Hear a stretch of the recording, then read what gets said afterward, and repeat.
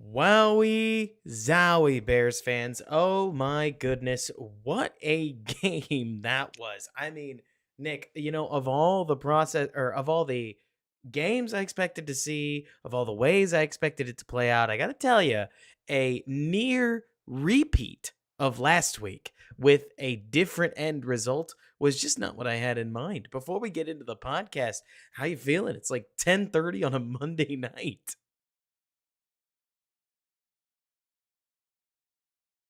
Nick, I lost I your muted audio. myself. Oh, there I you I go. muted myself, sorry. That's how I feel. I mean, Bears win, so, go Bears. Y you just here's my question for you. I know how I felt, so I wanna quiz you before I'll answer. DJ Moore catches that deep pass, the last one, okay? Right. What did you think was gonna transpire after that? I mean, looking at it at that point, I really did think the game was pretty much over. Like in the moment, I was like, oh, the Vikings will call three timeouts and then they'll get the ball back with 55 seconds. We're not out of this yet. And forgot that it takes a timeout to stop the ball, like at all. And so the moment that it was going to go down to 15, I was like, I think they got it.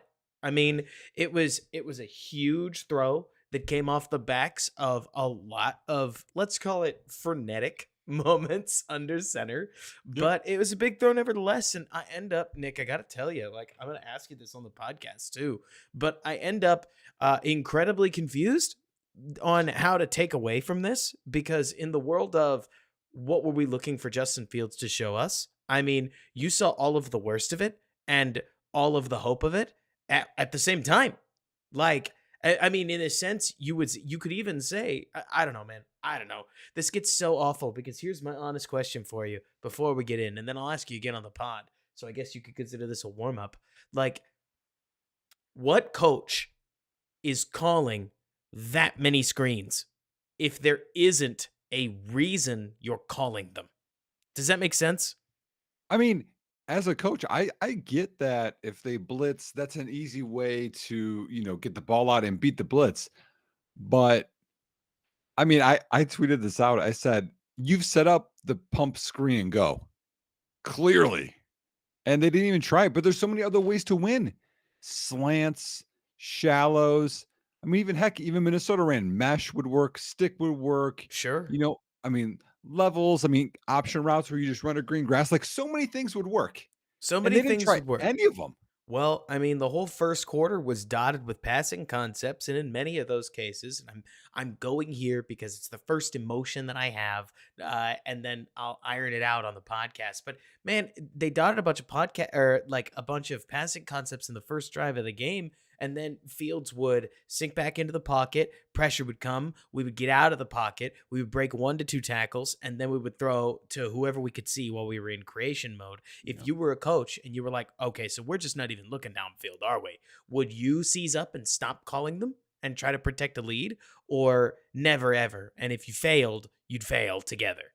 I think that's where we're at though, right? Like you have to find out if he's the guy or not. So you have to at least try it. Here's the only other thing I could plausibly think of with that is, and this is something they mentioned on the podcast, something I thought initially when it happened.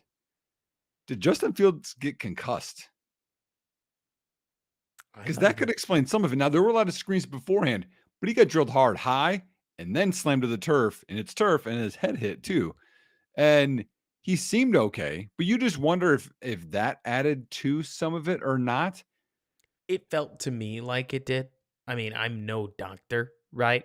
And immediately when I asked a doctor friend of mine, like a sports medicine guy, immediately like spoke back to me saying, "No, no, no, no. If he was hurt, he wouldn't be out there." And I was like, "Okay then."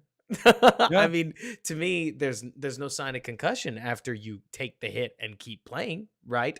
But right. like you're saying, Nick, I mean, from the moment he took that hit, the passing game downfield just fizzled and died. But Yeah. anyways, I've got a I've got an article that I need to write after this. It's a Monday night. It's a work night. You ready to do this podcast? Yeah, yeah, sure. We got some people in here too in the chat. This is Oh yeah. nice. If it's a short show, no problem.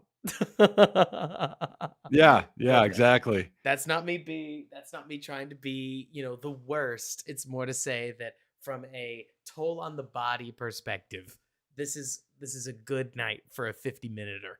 Anyways, ready to roll? Yeah. I mean, it's tough for us to do that, so, I mean, I know. We'll see. it's kinda nice because the live people get to see the behind the scenes and see, like, Right. "Hey, are they actually gonna be able to get to this and what the goal is?" Right. And yeah, stay Perfect. tuned, we'll see if we can do it. Let's do it. All right. Three, two. You've heard this story before. Chicago Bears surrendering a lead late with, at this point, an 87.6% win percentage. But oh no, unlike last time, the Chicago Bears snatch victory from the jaws of defeat, finishing 12-10 on a big Monday Night Football game that sends them into the bye all smiles. What happened in this game? What should we take away from it? Everything in the middle. Nick and I'll talk through everything on this episode of Bear With Us. And yes, I am going to leave in that clunky cut, but that works fine for me. What's going on, everybody, and welcome back to Bear With Us, a Chicago Bears podcast hosted by yours truly, Robert Schmitz, editor-in-chief of the Bears blog, alongside my co-host, Nick Whalen of Football Guys. And Nick, what a what a doozy of a Bears game. I mean, there is so much to talk through, and yet somehow I'm still trying to work through this gross feeling as I'd fully processed a 10-9 loss, and then it's Minnesota this time that goes conservative, can't get any yardage, allows a crappy punt, and Justin Fields, who finds his way down the field after two what felt like back-breaking fumbles that in fact did not break Chicago's back. I mean, there is so much to go through here. What do you think happened? I don't know how I feel, like, I was expecting even, you know, even after the big completion to DJ Moore, I still expected something to go wrong. I Yeah. expected them to, you know, to kneel and Santos, they had too many guys on the field. He would get rush and miss it. Even after the field goal, like somehow they would get in field goal range and still beat Chicago. Like I was waiting for that because that's what this team and coaching staff have taught us. But I felt I felt bad for Justin Fields for most of the game because he didn't get a chance to do much. When he did, I mean, he missed DJ Moore on the one rolling left and he's coming across the field, which honestly, that's a ball like I get you miss on sometimes. That's perfectly logical. Um, he missed DJ Moore on an out when he had to throw it around Danielle Hunter. Outside of that, like he didn't miss a ton of them, in my opinion. And then it was 46% of his passes at the line of scrimmage or behind. That is just disgusting. So I'm like, okay, he didn't get a chance to do that. And then, yes, the fumbles sucked. We all were there. The one I was like, oh, this is great. He's going to lead us down. And then it just perfect hat on the ball. I'm like, and then he does the thing that he has not done successfully lead us down to win the game. So I don't know, like happy, sad, everything. It really was a little bit of everything. And I mean, it wouldn't be a Bears win in conditions like this, by the way, if the Bears didn't make some kind of history. For instance, Opta Stats is reporting that the Bears are the only NFL team in the Super Bowl era to win a road game despite scoring no touchdowns, having 75 penalty yards, and losing multiple fumbles. Road teams, by the way, were a combined 0-46 in the Super Bowl era when doing all of that in the same game. And as I'm sure you mentioned, Fields' air yards per attempt were a career low at 2.7 air yards per attempt overall. At one point, I remember they mentioned that he was down to 0.3 air yards per attempt. And then he still ended up with a very positive CPOE of plus 6.3 completion percentage over expected. But Nick, goodness gracious, look, the game ended the way the game ended. Justin Fields deserves all the credit in the world for finding DJ Moore on that 3rd and 10. Do not take it away from him. I Yep. am not going to try to take it away from him. Josh Dobbs, if he throws one less interception, for crying out loud, if the Vikings make one more play at the end of the game, right? The Bears are, we are talking about Justin Fields fumbling once in the pocket and once as a runner to nearly close the game. And Nick, I feel very strange about it because right now it feels like we've got a nice trend, don't we? Where Justin Fields plays his best football right up at the start of the game. And he did again, right? Yep. Justin Yep. Fields looked poised So, as hell. And I the really don't scripted say that plays. often. The What? scripted plays. The scripted plays, but even so, man, his pocket mechanics looked better. Like he's dodging guys in the pocket, he's stepping up into pockets. He's seeing a 7-man blitz coming, and he's getting the ball out to Cole Kmet on third down. The Bears, or no, that was fourth down, wasn't Yeah, it? the 4th Like, down, and they went for it. That was a come play. on. Yeah, yeah. And then as the game goes on, slowly but surely, the offense turns into a pumpkin. And I Mhm. mean, I really don't want to be too negative because I could nearly name the entire Bears defense. Everybody is balling. But I Mhm. think what has me most shaken, Nick, if I could just start where my heart is, right? Is that right now I can make a reasonable argument to keep Matt Eberflus, and I do not like that. My heart's not behind it, just so we're on the same page. But if you're George McCaskey, right, and you don't want to fire me because my contract is guaranteed, and I walk into your office and I say, "Look, George, you get how this is. Like we had a brand new team full of all kinds of rookies, all kinds of change. We had a bad September. Everybody knows that. But you really Mhm. only expected us to be a 500 team, right? We're 4-4 since starting 0-4. The defense has 8 takeaways in 2 games. The defense led us to a win against Minnesota where we couldn't even score a touchdown. I mean, George, you can't really say I'm the problem, right? And what do you think, Nick? Well, actually, you said that, and I just got distracted. They didn't call the last play of the game a fumble. That should have been a turnover, right? We recovered Wait, it? did they not call it a oh No, no, I'm looking at the stats. It they would be never that. do they? Like I think because I don't know, maybe it's because the Bears like don't technically take possession of it or something. Like Yeah. I couldn't tell you. Or did the Vikings down it? Did a bear jump on it? No, a bear jumped on it. I think it was either Terrell Smith or, like, Jalen Johnson. Because I here's what bugs me. This is not even answering your question, but I'll get to it in a second, is they don't call that a turnover that Chicago gets, which they the Vikings didn't convert, so the ball's turned over technically. But they'll call Justin Fields on 2 sacks on quarterback draws this season, which, everyone's like, "Oh, the sack numbers," and it was a Oh yeah, QB that's run up silly. the middle that got blown up behind the line. Um, I get what you're saying because the defense has played way better. I mean, Way yeah, better. you held Minnesota to 10 points here. Last week, was not good. 29 points allowed in 19 minutes against Detroit. Not a great contest against the Chargers. I mean, those are 2 of the better offenses in the NFL.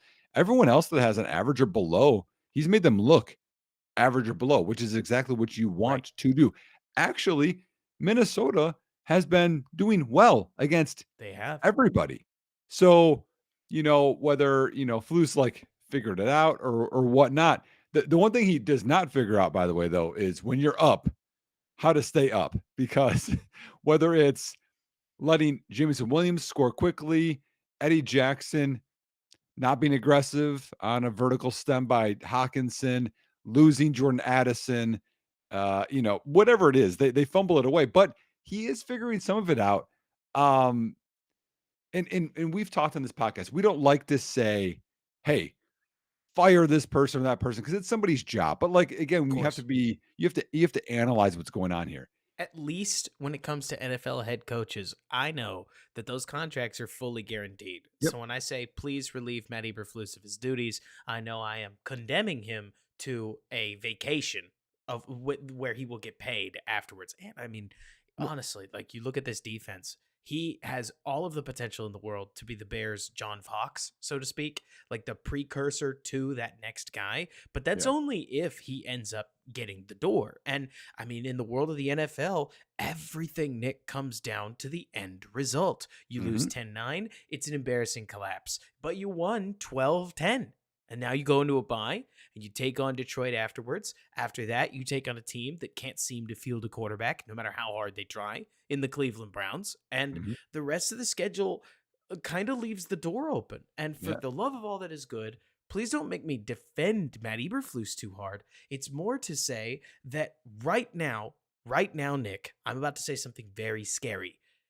I see it as more likely after this game that Matt Eberflus returns and scapegoats Justin than the other way around. What do you think? Well, this has just been a big turn of events because I've been the one that's been more pro Eberflus on this podcast the past few weeks than you have. So you're coming around on me. It's becoming inarguable. You can't do this. You can't undress quarterbacks like this in back-to-back weeks and not get people's attention. Not to So yeah. let me give you a stat though, because you said it's more plausible for Flus to stay and Fields to go than Fields to stay and Flus to go. I got a stat for you here, okay? My buddy Christian Williams, Bears fan, he said, and again, like, because this is the context. Like, did Fields have a great day? No, I mean, even if he didn't fumble the ball and the Bears won barely, I mean, it wouldn't have been a great day. Did he have a chance to have a great day? I would still say no, but that's adding this game in there. His last 4 full games playing, he's averaged 312 yards, total yards a game, 9 touchdowns, 4 turnovers. So we're adding the fumbles in and the picks. He picked the top 3 quarterbacks in the NFL, okay, which I think most would say Mahomes, Hurts, Allen, right? I mean, Right. you can mix in Burrow, but Burrow's been kind of off this year. Their last 4 full games. So Josh Allen's had 300 total yards a game, 11 touchdowns, so 2 more than Fields, but 6 turnovers, so 2 more than Fields, and less total yards. Okay. Patrick Mahomes, 248 total yards a game, 6 touchdowns, less than Fields, 5 turnovers, more than Fields. Jalen Hurts, 253 total yards a game, a lot less, 14 touchdowns, 5 more, that's more, 6 turnovers, that's more too. So it's just to put this context in here where I know Chicago, we have not had good quarterback play. Trust me, I've lived it. Okay. I've been here a long time, as well as a lot of you have. We're super critical of this guy. He led them down to win a game. Even before that, he was running. He bought time out of many sacks that he could have had because they still can't pick up stunts. Roshan Johnson got made look a fool multiple times. They don't chip well. Like there's a lot of things I think that they need to clean up. And obviously Flores figured it out. Are there going to be receivers that are going to be open for Fields to throw to? Yep. I saw them on replays. I'm sure you did too, Robert, right? Mm-hmm. But it's not the worst quarterback play because if you look over the landscape of the NFL, there's bad Oh, quarterback sure. play. Zach Wilson's third string. I mean, like you can go through the list of some really bad quarterback play. He's not there. Is he elite? No, he's in this middle range and we're still figuring it out. So I would say, Robert, he has a better chance of staying. Depends on how he plays the rest of the year, obviously, versus a coach that got his first NFC North win out of how many tries? And we're in November, almost December, of his second season. Like, that's embarrassing. Oh, I hear you. Like I said, I am not trying to go to bat for Matt Eberflus this evening. I mean, especially when I look at just what Matt Eberflus does, the philosophies that he brings to the team, the way that the Bears go about trying to play defense. There's a lot of it that I'm not surprised really good quarterbacks can break open the seams and tear the defense apart. I mean, if you need an example that isn't directly Matt Eberflus, but as you know, Nick, it's a close cousin, you can look at the fact that every time the Buffalo Bills are in what you feel like is a high leverage situation, the defense implodes, right? And Mhm. again, there's plenty going on with the Buffalo Bills that would take their own separate podcast to truly talk about. But this system feels like in key moments it doesn't get the stop it needs if the offense across from it is attacking it, or when you've got every bounce, nearly not every bounce. That's not fair. The Bears had a couple penalties that we could whine about, but this is not a ref podcast, right? But the ball bouncing off of Jordan Addison's face and hitting or right into Jaquan Brisker's hands, like I guess that cancels out the fact that Jalen Johnson couldn't haul in a pick six. Man, 2 weeks in a man, row. Nick, five should have been interceptions from Josh Dobbs. I mean, there's so much we could say here. Yep. There really is, because I could talk in near circles. I mean, the defensive performance was marvelous. Yep. Marvelous. It is Mhm. just a huge shame that this was now the second week in a row where the Bears had two or more turnovers in the first half, and they somehow did not end the half winning. Mhm. What? You know what I mean? Like, missed field goal and all, it is pretty stunning that a team that's offensive line seems like it's able to generate some of the pockets that we saw. Separate conversation, because in this game it was kind of all over the place, right? The secondary cast seems like it's getting open. I agree with you. Justin Fields is much closer to Jimmy Garoppolo than he is Zach Wilson, right? Mhm. But even so, man, I'm just cocking my head at how much effort and how many things need to go right for the Bears for them to squeeze out a 2-point win. And I understand that you could say, well, come on, Robert. Like, the Jaguars aren't exactly winning big. They only barely beat the Texans. Come on, Robert. The Eagles aren't exactly winning huge. They still needed overtime to put the Bills away. Mhm. But this feels like a Minnesota team that showed up, had a horrible, horrible day. Kudos to good defense there. And even still, it took a massive, massive throw at the end of the game, jailbreak open throw by DJ Moore. And Dagger. only then did they win in a game where they scored 0 touchdowns. Like, Mhm. bleh, you know what Well, I mean? this is still just a team that, like, doesn't know how to win, like, we talked about that after our last pod, the Lions game, because, like, here I'm looking at, missed the field goal, next drive, drove down 67 yards, got the field goal, got the pick, right, at the 37-yard line, and then Kyler Gordon, super weird, like, took his helmet off after the face mask was ripped off, got 15-yard penalty, and then here was the sequence. It was incomplete pass on Fields, which was a screen, again, shocker, that got blown up, so he's scrambling, throws it away smartly, penalty, ineligible guy downfield, declined.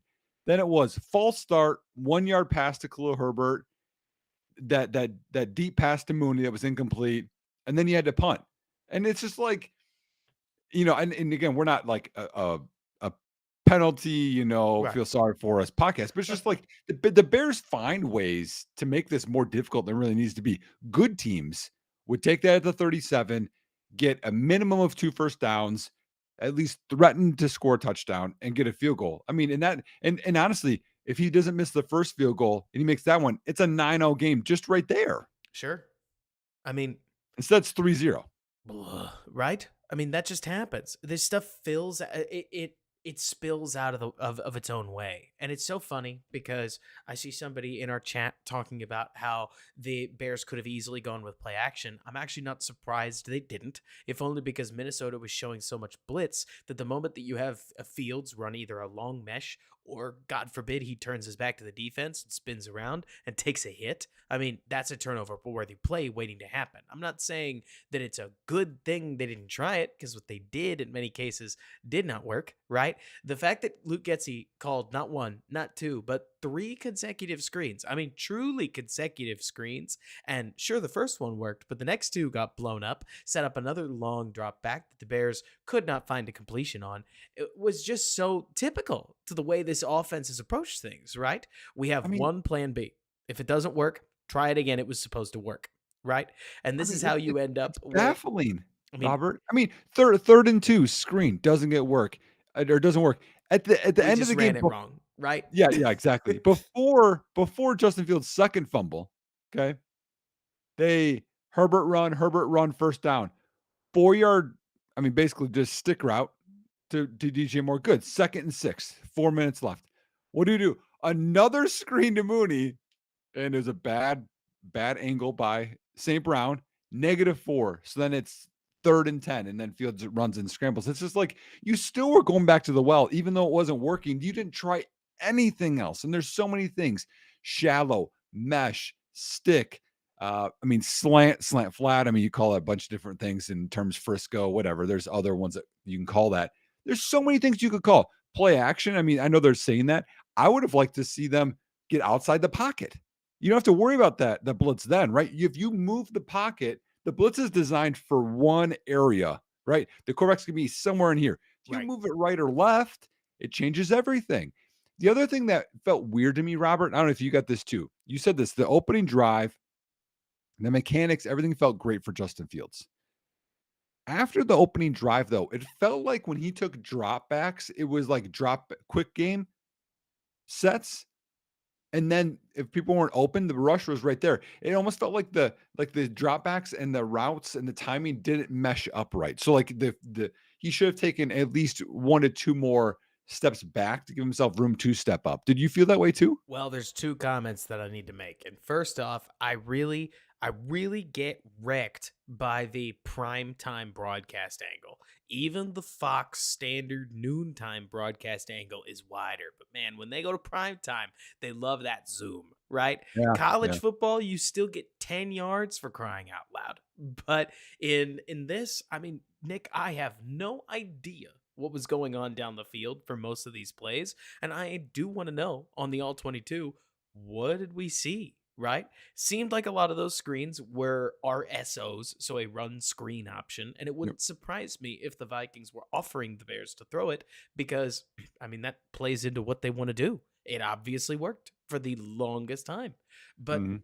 it just feels, I don't know, Nick, weird watching this or thinking back through this game where the Bears dropped back and Fields would scramble or throw it away, as happened an awful lot throughout the game, instead of finding anything downfield. And I'm not trying to pin that on anybody because truly at this point we don't know. But you mentioned something pre-show that I think we have to talk about, right? The Bears ran bash trying to get the quarterback run game moving Yep. early in the second quarter, and Fields got crushed. I don't know Mhm. which lineman specifically it was, but he got beat at the point of attack. Fields hesitated, and as he gets held up by the man who's ultimately tackling him, defender on the left side comes in, and I don't know what you thought, Nick. Looks like he goes crown to crown on Justin Fields, who Yep. doesn't get the call. But honestly, Nick, it's Well, not the he's a ball carrier there, so it's more gray, I And think. it's But not the call I'm complaining about because 15 yards wouldn't have taken the hit away. And that yeah. hit looked hard. And Fields Yep. going down did not look okay. I Well, am and his head hit the ground on the turf too. mhm, He couldn't brace himself. mhm. I am shocked that he didn't end up like getting checked for a concussion, but the game plan seemed to fizzle really hard after that. So I'm kind of throwing my shoulders in the air saying, really, Nick? I mean, who knows? Do you have an Yeah. idea? I mean, because actually, when it initially happened, my gut instinct was he just got knocked out. That's the force of the play live for me, the angles of everything, how he was. I was like, oh, he just got knocked out.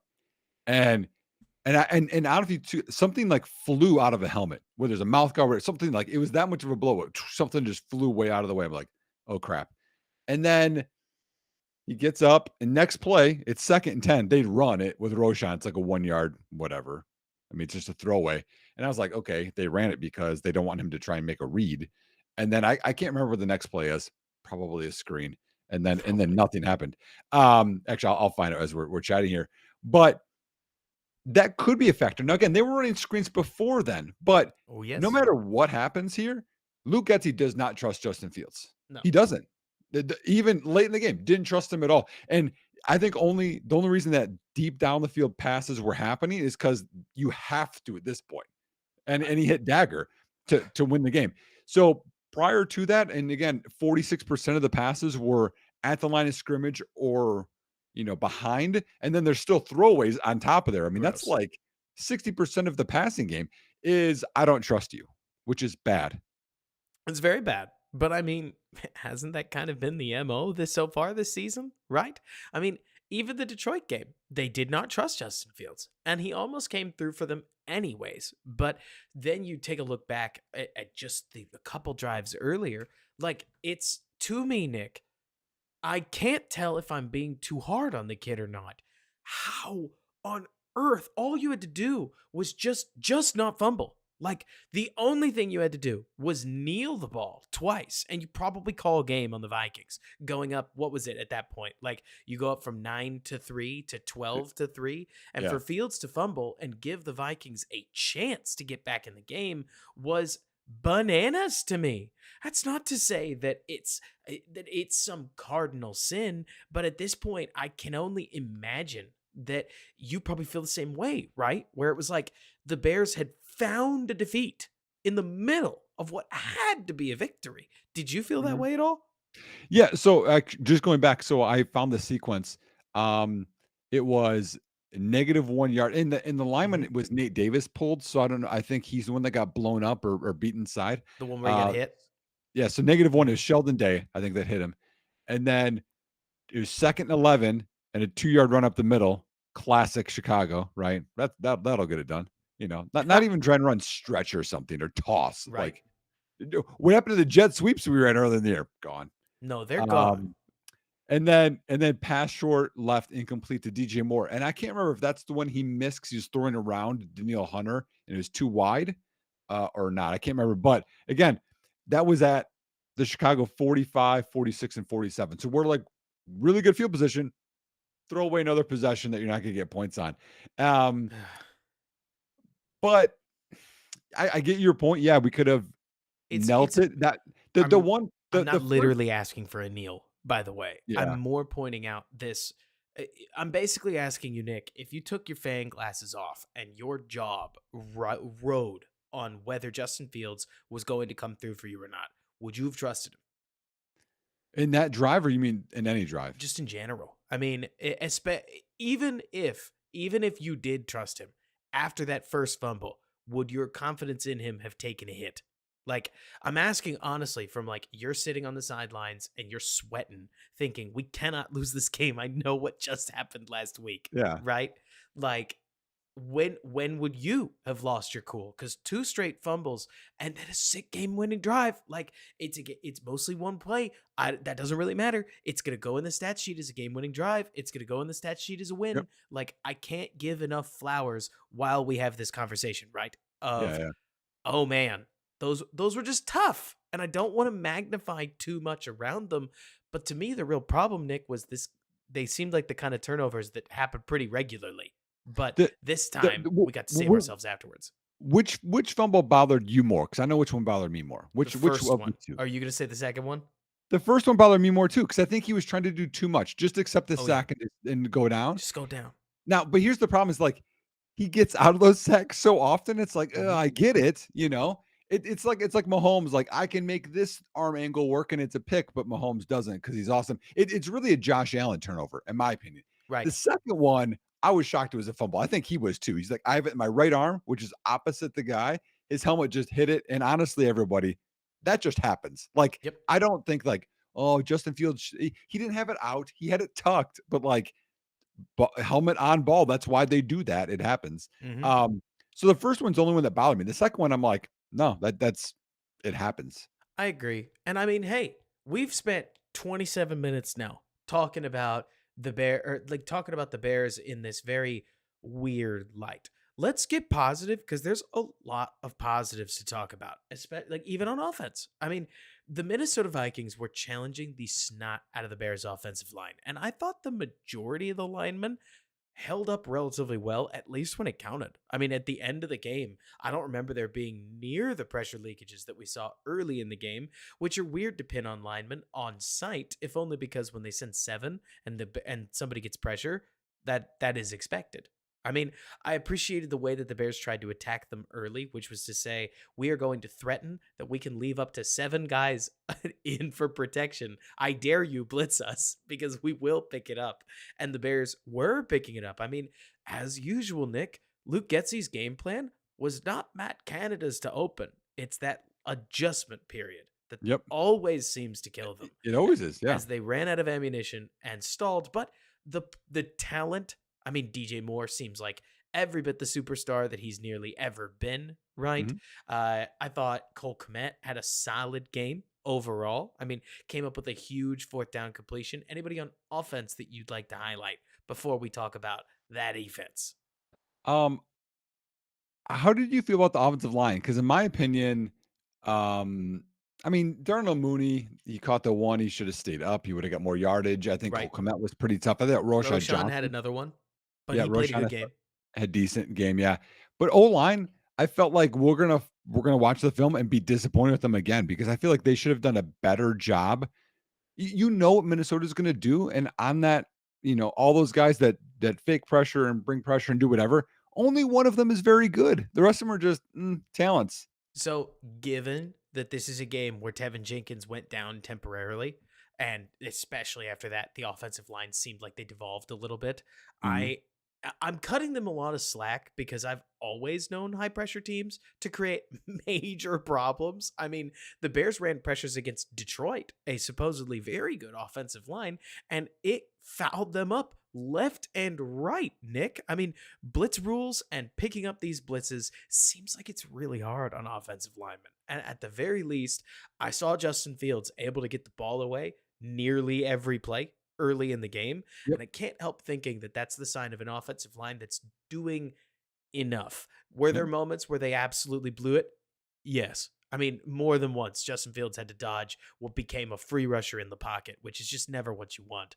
But when the opponent's sending 6, 7, and 5 man blitzes for the entire first half, I can't help feeling, Nick, like you're going to have a couple of those. Like, if you're not throwing the ball within 1.5 seconds on every play, catch one step throw, catch one step throw, catch one step throw, you're going to have to dodge a free rusher at some point, right? I mean, that's how you beat blitzes. Well, yes and no, because there's so many ways to beat a blitz, like we talked about this. I think you said it earlier, or maybe it was our pre-show. Like, there's aggressive teams, and then like on offense, there's teams like, hey, we're aggressive. We're gonna have a game plan for this. We're gonna do different things to beat you if you're gonna do this. If you go back, okay, our favorite Bears team of all time, the '85 Bears, right? They lost to Miami. Only loss they had that year. What did Miami do? They spread the Bears out and they ran quick concepts, and they had a linebacker matched up on a wide receiver often, and Buddy Ryan wouldn't go in the nickel, right? So they caused different things and ran quick concepts. What did other teams not do? They try to drop back and they would blitz, and the blitz would get them before they get rid of the ball. Like, there are things, and this is just me as an offensive Oh, coach. yeah. Things like, oh, you're going to do that? Great. Because think of, even if you're walked up, you're walking showing 7. You can't drop quick enough to get back into certain areas in that seam. So I know, hey, that's just where we're going to go with it. You throw it there quick. It doesn't have to be this screen. It can be, 5-yard little things here or there. And we didn't do that. And to me, like, is that built in? Are the hots built in for Justin? I don't Because know. last time Minnesota played, we didn't feel like they were. And so we're going to look at the film. But to me, like, there's so many things that you could do. They didn't even try. And that's what bugs me the most. I mean, I guess they kept sacks down. What did they take? 2 sacks? 3 sacks total? I mean, I'll check. no, now that I think about it, you're going to get a really ugly sack total because hits like the one that Fields took on the bash run are going to get credited as a sack. So I bet you they have Right. like 5 in there. But that 2. only 2? Good. Okay, that makes much more sense. Uh, So, 2 or 3. I don't know how they read this. Like, there's 3 for Chicago, 2 for Minnesota, but I don't know if that's like sacks you took or sacks you gave. well, good question. I guess take a look at Fields' box and let me know. But Yeah. moreover, I guess Oh, what I'm 3, trying to say, 3. 3, Yeah. the Bears, I guess, went into the game with the plan of, okay, we're not gonna take any negative plays. And after they got up 3-0, you swear they sat box and went, there we go. We did it. Right? Like we got our lead. And they sat back partially because this is my segue, right? The Bears defense was going off. I mean, the entire game, Nick. Like, not only did you get some really solid performances from most defensive backs, there's one defensive back that we can discuss later, but I don't want to talk about him while we're talking about all the things that were so good because we even saw Tremaine Edmonds flying to the football, getting the chance to do it. We saw TJ Edwards continuing to be nearly everywhere. Gervin Dexter was awesome, physical at the point of attack as both a pass rusher and as a run defender. We saw Yep. Montez Sweat continue to enforce his will. Jalen Johnson comes away with a sweet, like, cover 2 hole shot beater where I would argue that it doesn't hurt anything that Josh Dobbs' throw is Yeah, probably they ran way smash short. against it, didn't they? Isn't that They what it ran was? smash, and it sure looked like Josh threw it as if it was an out route of some kind. Like, I don't know if you feel this way. That hole shot did not seem like it was well thrown towards the hole. Like, it's a sweet play by Jalen Johnson, but you gotta think that that ball's supposed to be way deeper. Not that I mind, right? Right. Like, there's Well, so because there's certain things with that too, where it's like the velocity and the angle. Like there's two different things. It felt like he floated it a bit to me. that's what I thought. But it's a Yeah. sick pick, all or like regardless. And it kicked off this just avalanche of Bears defensive plays as it felt like the Bears were able to create more positives than the Vikings were. And the Vikings missed their chances. If we really wanted a nitpick, we could talk about plays like that first play, man. Oh man, what a perfect ball on the opening shot to Jordan Addison that Eddie Jackson was just barely able to pull out of Addison's hands. What a wide open route Jordan Addison ran against Kyler Gordon later in the game to get holy smokes open down the sidelines. There are a couple nits that we could pick here and there, but when you create nearly 5 interceptions and what coulda, shoulda, woulda been another pick six, Hmm. a couple blown coverages just is not going to kill you, or it shouldn't, right? Right. Oh yeah, and like yeah, we talked about the Eddie Jackson one, with Hawkinson late, um, what Hey. was interesting too with the defense is like right when you need them to do something, like they allow it. Like so last week, right before the half, that's when Detroit drove down the field, got their touchdown. This week, last drive of the half, Minnesota runs down the field perfectly and gets a field goal and ties up. And you're like, come on, end of the game. All right, bend don't break, and we broke last week, and we broke. Like right when we need them to not do it, they fall apart. I mean, this week it was like everyone was injured, which was super weird. Um, I like that. I think that our DBs are getting more aggressive. I think you Hmm. saw that across the board. Hmm. Johnson, Terrell Smith was physical. Kyler Gordon, he had some bad spots and some good spots. Um, I don't think our safeties are as aggressive as they need to be, but I think the guys up front, like that layer, I think they're improving as the season's going on, which is exactly what we want to see, especially another for some young guys. another guy to just add on to everything you're talking about, Jaquan Brisker, great game. I mean, I thought this was the best game that he's played just It's this his best season. game, yeah. And not only was he doing what he needed to do in coverage, generally, you can't really see, so that's the Yeah. best you're gonna get. But there were more than one plays where Jaquan was attacking downhill, and I mean, he assaulted a Vikings blocker on the play before his pick. I don't know if you caught it, but Jaquan came downhill, basically just dumped the guy into the ground before forcing him into the waiting arms of I think it was Jalen Johnson, and then obviously the ball goes off of Jordan Addison's face, and he ends up collecting a pick for his effort, which Well, I mean, Terrell Smith rerouted Addison on that pick where deflected, a and I don't know if little, that what? a little.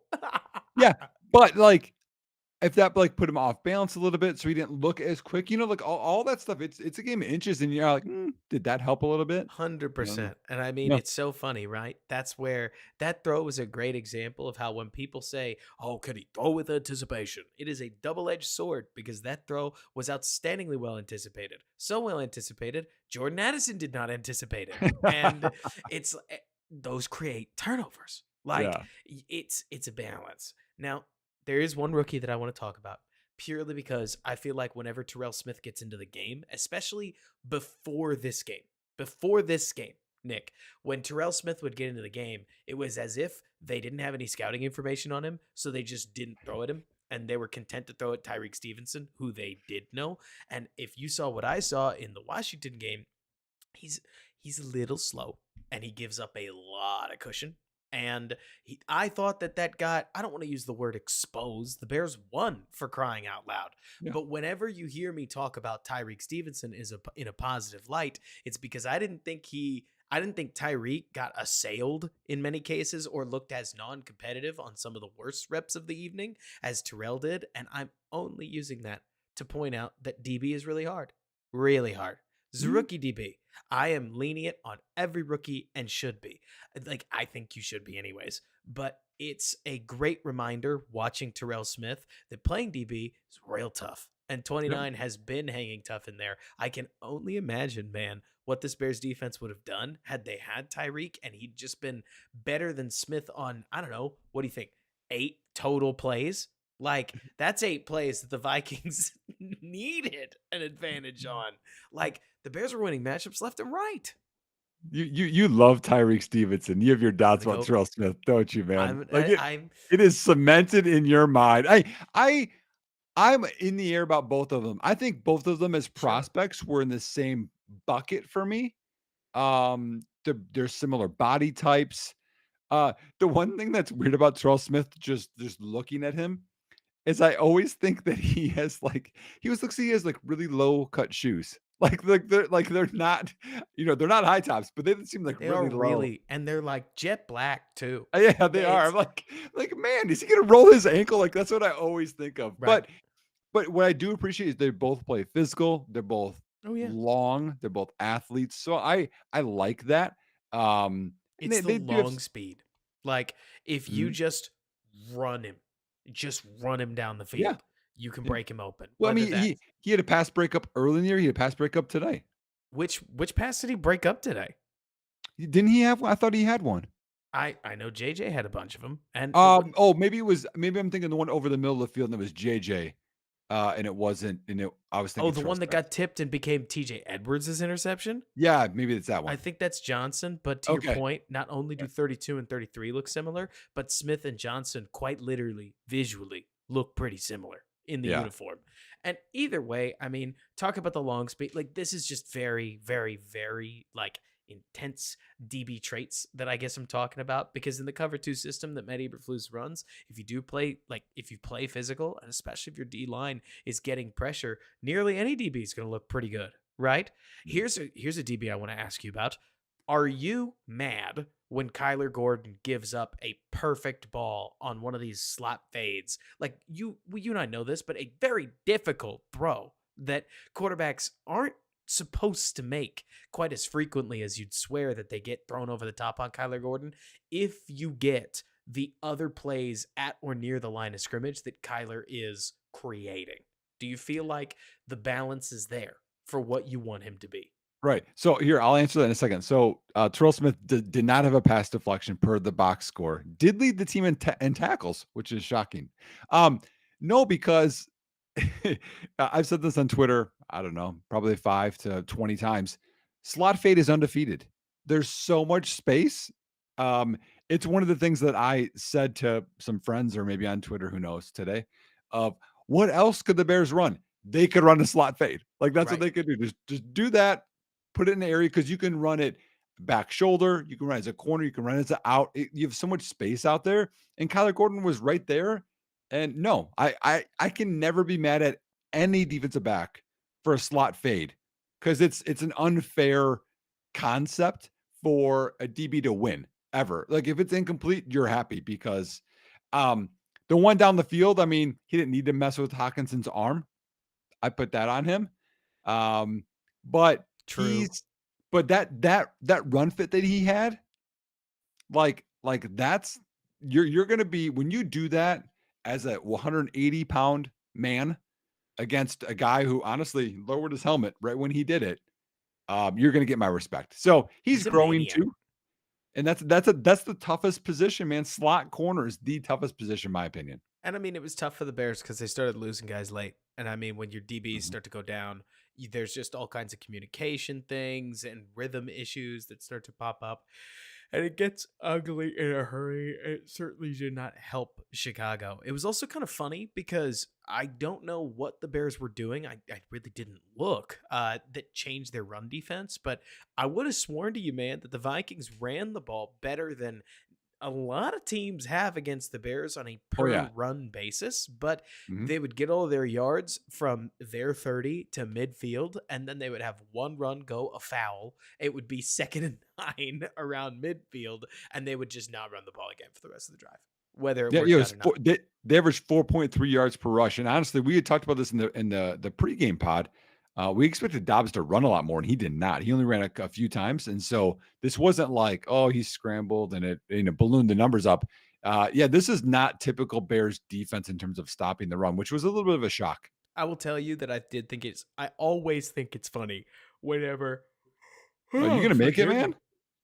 Whenever the Bears play any team with a mobile-ish quarterback, I'm looking at you, Jordan Love. I'm looking at you, Bryce Young. I'm looking at you, Josh Daniel Dobbs. Jones last year on those rollouts and boots. Well, now hang on, because you're taking a different point than the one that I'm going to Man, make. that's bad. It always makes me remember how much faster Fields is than the majority of these quarterbacks. Like Josh Dobbs and guys like him are the reason that we started saying things like NFL athletes are just impossible to run on and there's no real way to do it for years. Because Josh Dobbs running to the edge, oh, well, maybe you're going to get 5 yards and get pushed out of bounds, right? That's about it. Maybe they thought that there was, honestly, maybe the Vikings were just worried about the Bears' run defense, and they thought running the quarterback against cover 2 is just not going to work. We shouldn't try, right?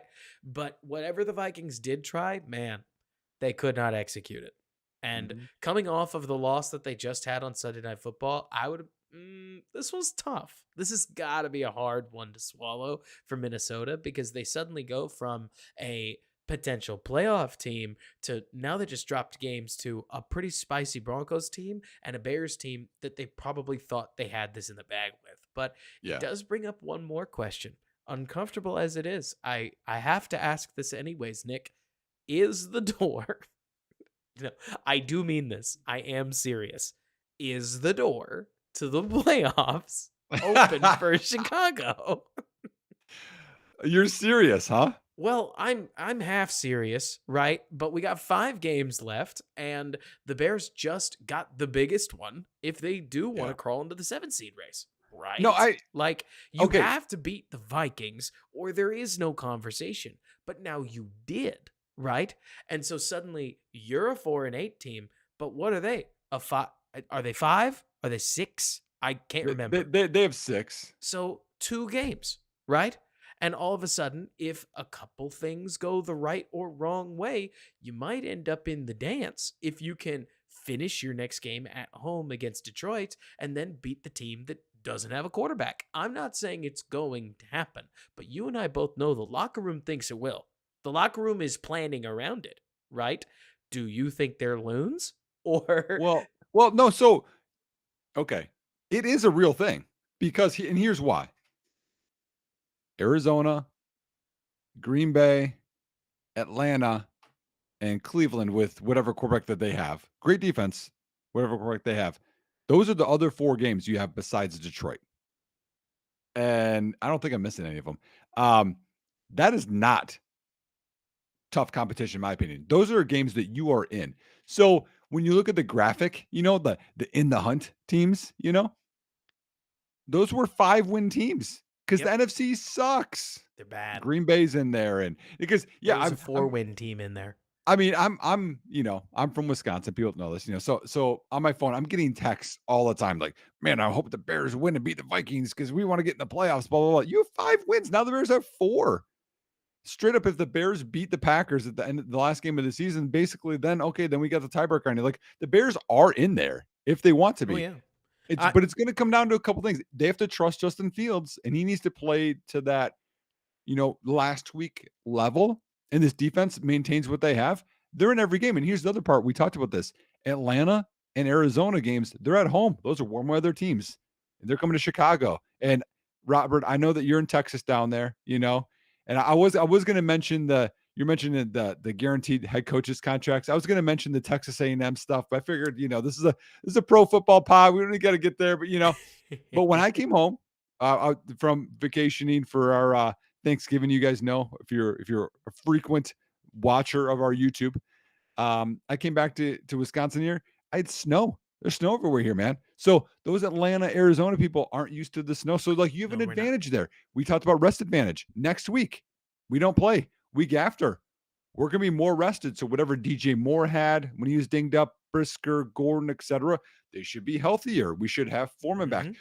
and Detroit won't be. So we'll have the rest advantage. Like we have some big advantages if you want to go down this road, Robert. But I I don't know know. if you were joking, if you were serious. No, But I think it's funny that we're here, but I mean, the NFL is a week to week league for a reason, Nick, because through okay, look, through one lens, you have a team that can't get out of its own way, that is so woefully undercoached that we are seeing now that the talent on the roster, not it would be neat if, should probably be a 7-win team. And we've got the Lions game, we've got the Broncos game, and then pick and choose your least favorite of the Bears' losses. We got that game too. And all of a sudden, you're looking at a team that is in a much different scenario than the Bears are in right now. But the one they're in right now is not a mathematical elimination. well, with just those two games, Robert, they get if those two are flipped. Again, I know every team's like, well, you could flip this game. I Well, get it. I you hear it. could. I'm But right those there. two games are flipped. Okay, Chicago is in the playoffs right now. Like Win the that's how game bad the NFC is. if you win the games that you had a 98% chance of winning, you're in the playoffs right now. And Yep. Nick, we set the bar at 7 wins. And I understand that going 4-2 in your last 6 would be quite something, but it's not as if either of us would look at the team that took the field tonight and say, "No, they got no shot against the Atlanta Falcons. Oh, they got Right. no shot against the Green Bay Packers." Like, the Bears' schedule has kind of left the door open for, after a win like this, grindy, gritty, ugly as it is, the door is open for Matt Eberflus to succeed the basest levels of success that we had all but given up on. And I don't know what happens after that. I mean, I can only imagine that it also doesn't hurt that, like, whatever happens with Carolina at this point probably has more say than we'd like to admit. I meant to say it doesn't help at this point. Like, if the Bears end up with the number 1 overall pick, Nick, I imagine that that's going to put some external pressure on the Bears decision makers, Yeah. whatever direction they decide to take that pressure, because they could. Anyway, there's a lot of guys that might be affected by that. But it's Mhm. more to say that right now, the Bears could argue all they can do is go out and keep winning games. And if they manage to do so, they may just catch a break and end up the 8-9 team that crawls into the wild card race. Mhm. They don't know. But if Josh Dobbs throws 3 more picks every night, anything's possible Well, for that also class. like too, like think if you're fighting through this schedule, right? So I mean, the teams that are in the hunt, Atlanta's one of those teams. Green Bay is one of those teams. And the Lions aren't. The Lions are in no matter what. But like you beating those teams helps you with tiebreakers, helps you prevent that other team from potentially becoming that seventh team, and you're that seventh team. So like, it is a thing. And I know this is, It we get is. all always excited when the Bears win a game, and what could happen. But like the Bears are literally could go seventh seed and make the playoffs, or they could be the fifth pick in the NFL draft. Like that's how messed up the NFC is and how tight it is. I mean, Buccaneers are in there, Saints are in there. I don't know how Washington is. They're I don't know, they're probably 4 wins too. Like it's messy. And the Giants are in there. I mean, the Giants are in the hunt potentially. Like that's how messed It up the does NFC not is. take much to be in the No, hunt for the 7th seed.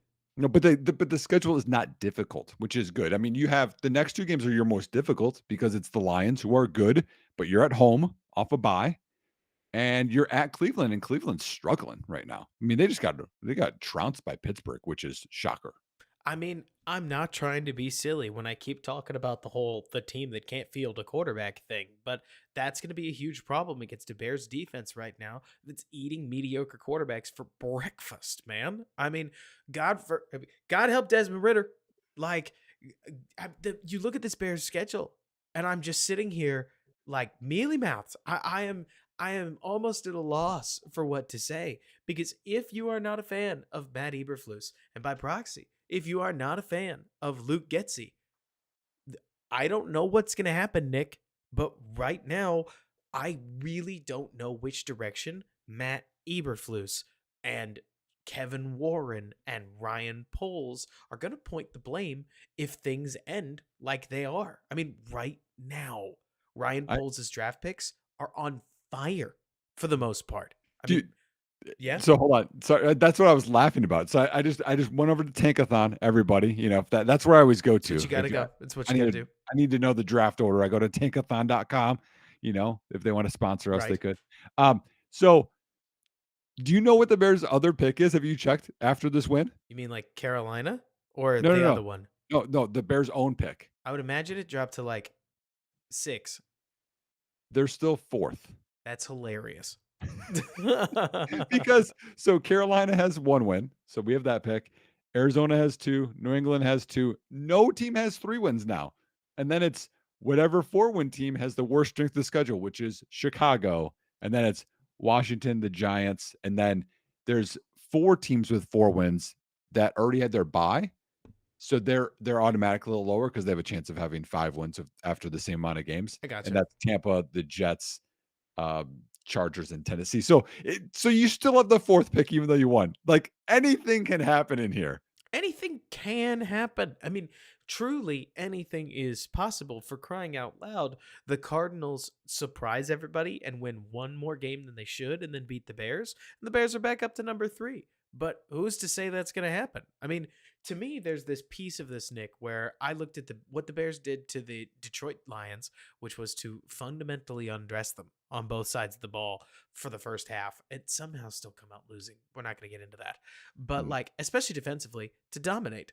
And then the Packers came out and the Packers dominated them too. And I thought to myself, okay, well, how real is this defense? Twice in a row, bad quarterbacks or not, I mean, we could stretch it back. Like, they dominated Brian Hoyer. They dominated Bryce Young. They have now dominated a bunch of offenses that don't have the answers for them. And in a shocking twist, they're not up against a lot of offenses that have answers for them, no, right? no. And so if the Bears defense turns into this just like dominating bear down Chicago Bears force, everything's on the table. And I don't even know if I say that with this like big bright smile about the future, right? I mean, can I look you in the virtual eyes, Nick, and say Matt Eberflus leading this same team into the future makes me excited for what the Bears do, whether it's in the draft, in the offseason, et cetera, et cetera. Man, I don't know because it's been a while since we felt like the team was developing. Winning is obviously nice, and that is a Mhm, good thing. But mhm. if this leads us down a path where now $100 million of cap space gets spent in the name of what Eberflus wants to build his team as, and then more draft picks get spent building the team the Eberflus way, and then more of these historic losses continue to pile up, but we gave him this extra year because of gritty road wins just like this one, I really don't know what I'm going to do in the future because then we'll be hoping for Yeah. a new coach to come in and take the team that Matt Eberflus constructed and do better with it. And he might. It's not impossible. Right, Like, yeah, it's not I mean, I tell you what though, this defense looks way better with Montez Sweat out there. He way the he better. had one, like, bad play where he didn't keep contained, and that's when Dobbs rolled right and he kept it and got, like, 7 yards on a run. Right. Um, but he looks good, like, so as you're saying, like, you put those pieces in, Edwards, I mean, Edmonds missed another tackle, but he also, like, is fast and made some plays out there today. He had And that you sick see TFL where he he just did shot the gap. he did. He had another one where he hit the guy in the back, or he hit the Hawkinson, and then he broke the tackle. Or no, it was CJ Ham broke the tackle, and someone else had to clean it up. And I was like, "Oh my Oops. goodness, man, you're 240. Come on." Um, but Plays like he's you, 210.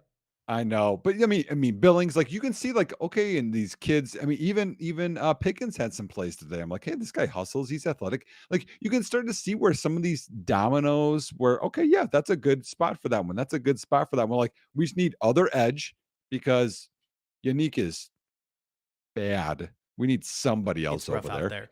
there. Yeah, it's really bad. But and safety play outside of that, and you resign Jalen Johnson. You're like, this is a top 15 defense They're next year. balling. I mean that's I'm pretty confident with that, which sounds crazy. But then it's just the offense and quarterback and center, maybe another receiver. Like it's not the Bears are not that far off. You have the 2 high picks, you have the cap space and whatnot. Now it's just you have to develop them. And So here's the other question, Robert. You're Hmm. talking about Eberflus. We all saw what happened today. We have the bye week. Does he let go of Luke Getsy? You have a bye week to have a new coordinator, implement whatever he wants. I mean, we've seen other teams do this mid-year. It's not the head coach. Is this now the time for the transition? Because right now it's not working, and if for you to save your job, you need it to work. Is I now am the time to do it? I am ready to tell you exactly what I think. Right? I can't tell you what they will do because it comes down to a key question, Nick. Who are they blaming inside of the head coaching or inside the coaching room, right? Are the offensive staffers looking at each other alongside Matt Eberflus and the defensive staffers thinking, "What are we doing?" On the offensive side of the ball? Well, if they are, then absolutely now's probably the time to move on from Luke Getsy. You pin it on the screens, you move on from there. Yep. Or if they keep Luke Getsy, I wouldn't be surprised to hear them try to make the argument once again, because they're going to give Luke Getsy some media time between now and next week. They're going to say, "What was execution?" And they're going to mean it. Like, whether you agree with them or not, Nick, what's wild to me watching this. So, for instance, Adam Johns tweets something about how one of the visuals from the Bears locker room on ESPN's broadcast was that as Matt Eberflus was addressing the team with Ryan Poles at his side and with team president Kevin Warren right there in front, Warren is nodding his head as Eberflus speaks. So if Matt Eberflus looks at Kevin Warren and Ryan Poles and says, "It's not Luke, guys. What do you think I'm telling you?" I wouldn't be surprised if the organization is going to agree with them. And Nick, you may not agree with them. I may not agree with them, but it's the kind of decision that, like you're talking about, could somehow turn into, "Well, come on, guys. We're just a quarterback away." And that is every Bears team I have ever watched.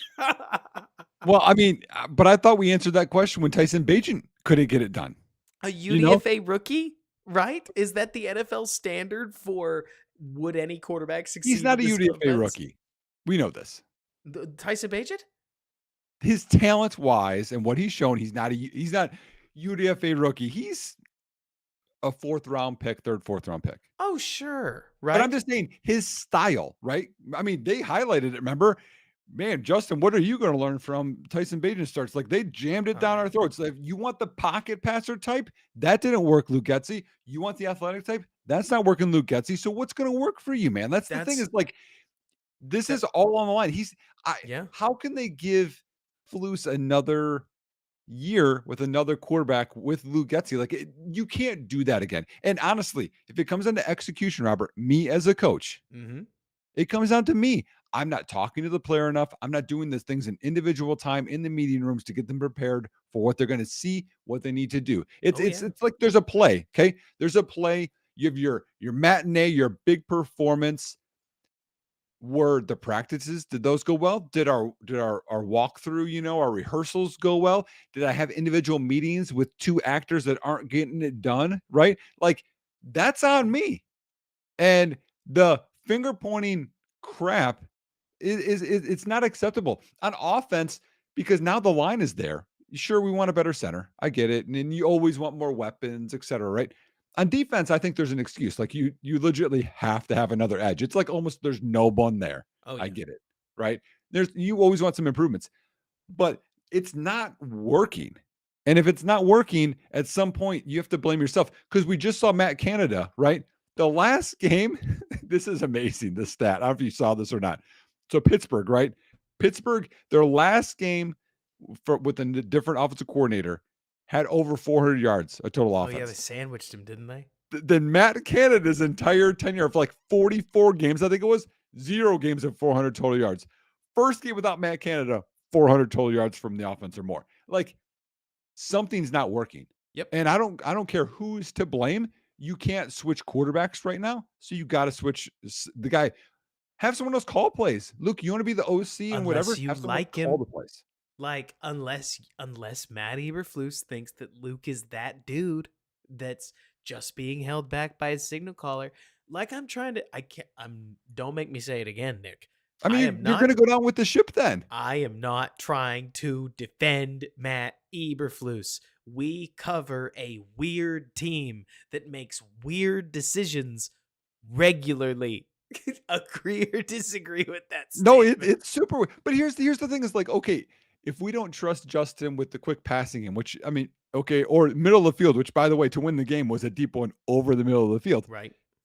I'm not saying he's perfect. He's not perfect. He has so many things to work on. I think he's lost a lot of confidence. But if you have to win games to save your job and you have Justin Fields, I am running him 15 times a game at a minimum, Robert. I'm getting him on the edge. That is the basis of the offense. And then I'll mix in some drop back stuff, but that's going to be the most of it. He's going to be moving a lot, and they're not doing it. Like, it doesn't make sense, man. It's like you're trying to make a square fit into a round hole. It's I think it's frustrating, but I'm not coaching him, right? Like watching the Lions game, I saw the opportunities that Fields had to throw the ball, whether it was over the middle or even some down the sidelines. Not like down the sidelines, just the dagger shot that he hit to DJ Moore. So hey, glad we hit it again, right? Especially if it's drop 8. That's not easy. Actually, I think it was drop 7. I think they had 4 rushing.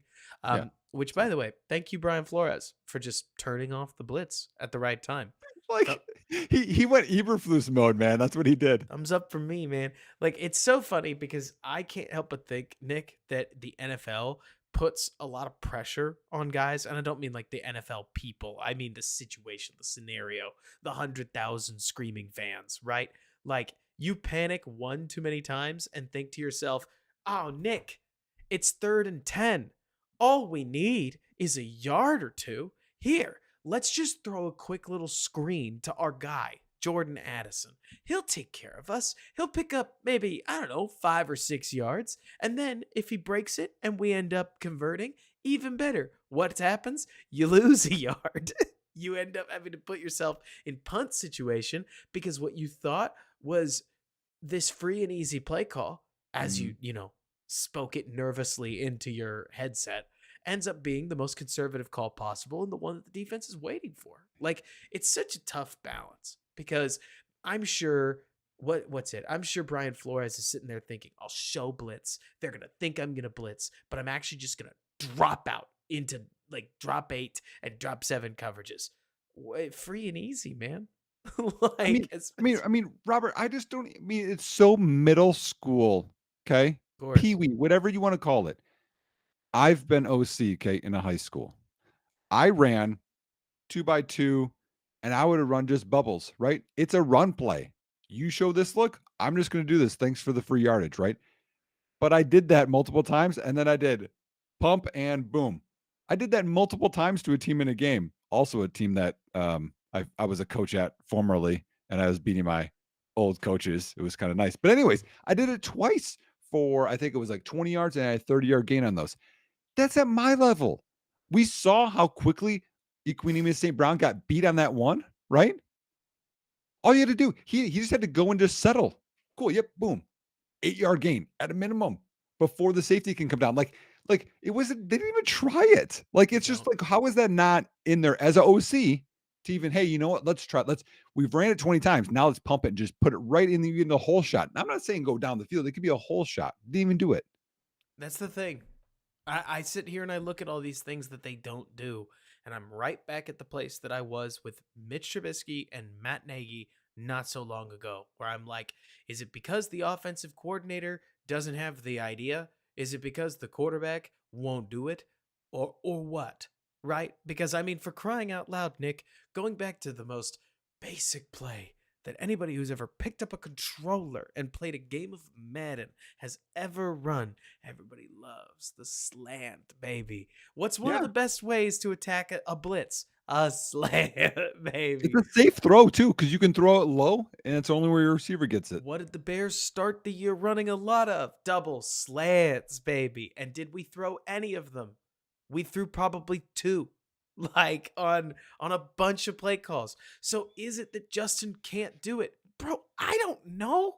Like, I mean, if Justin was coached by a different coach, I do imagine he'd be more aggressive. His already high interception percentage might actually be higher at that point. But we may not care, or he may have Right. ironed it out.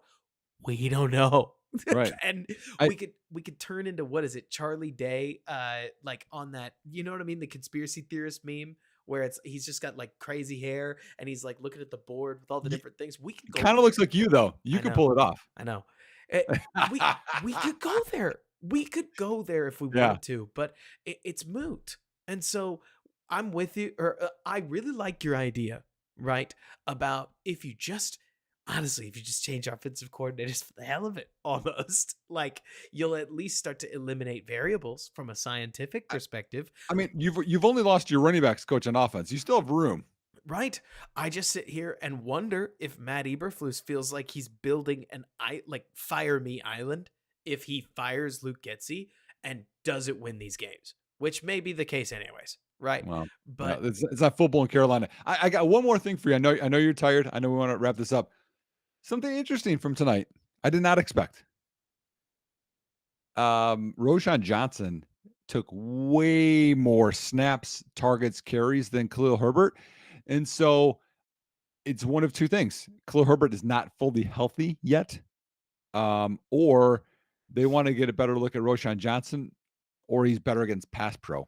It's probably maybe a combo of those, but I don't know. I want to hear what you thought on that. I thought it was very interesting development. he's got no gas anymore. I don't know what happened. I don't know if you know what happened, but Khalil Herbert has been a near automatic loss of yardage Yeah. since he came back from injury. I can't help wondering if he's not healthy. Yeah. Just because the Bears' lack of usage of him and his lack of production seems awfully, it feels too related to be coincidental. But I don't know, right? Yeah. I I, mean I that mean, that that high ankle, that takes a while. The one carry that really sold it for me is, I don't know if you saw it, it was a run to the right, kind of off tackle, and he had two guys that he could have cut inside of both of them, and he still stayed outside.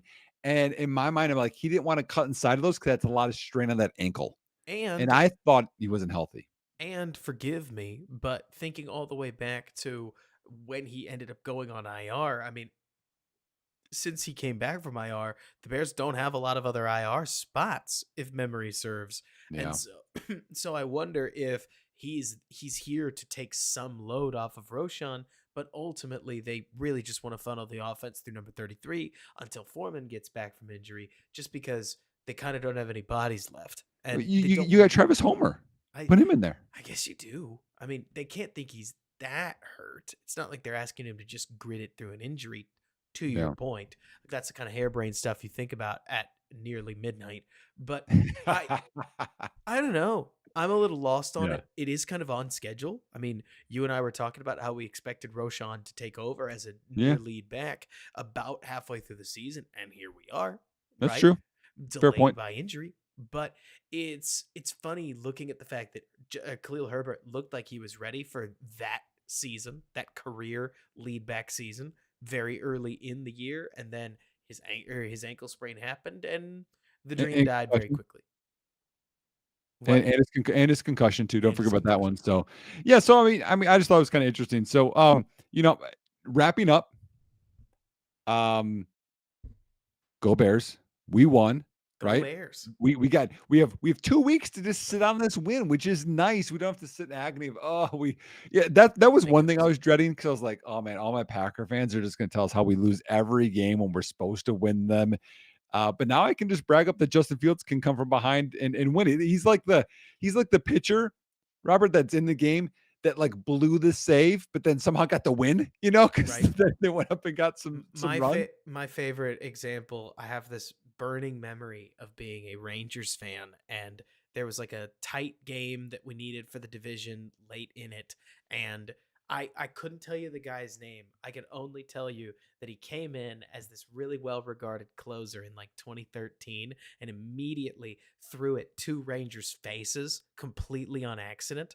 Like, one ball hit somebody in the side of the head, another ball hit one guy or hit the next batter in the shoulder, and from the for the next 3 outs, None of the Rangers really moved the bat much because they were all worried about fastballs up high, and he put the side down, and I was like, "You got to be kidding me!" So like sometimes the wild man gets what he wants, right? Intimidation, huh? He's like Patrick Ewing at Georgetown when he just like goaltended. He's like, it's never gonna go in the hoop. Right? And Um, but yeah, so I'm excited. We get to have some positive mindset here. I mean, we don't know what's going to happen with the Bears moving forward, but there's hope either way. And here's the one thing too: despite fumbling twice, despite not being trusted by your OCs, what it looked like for the majority of the game, Fields stepped up when he needed to win the game, which says a lot about him.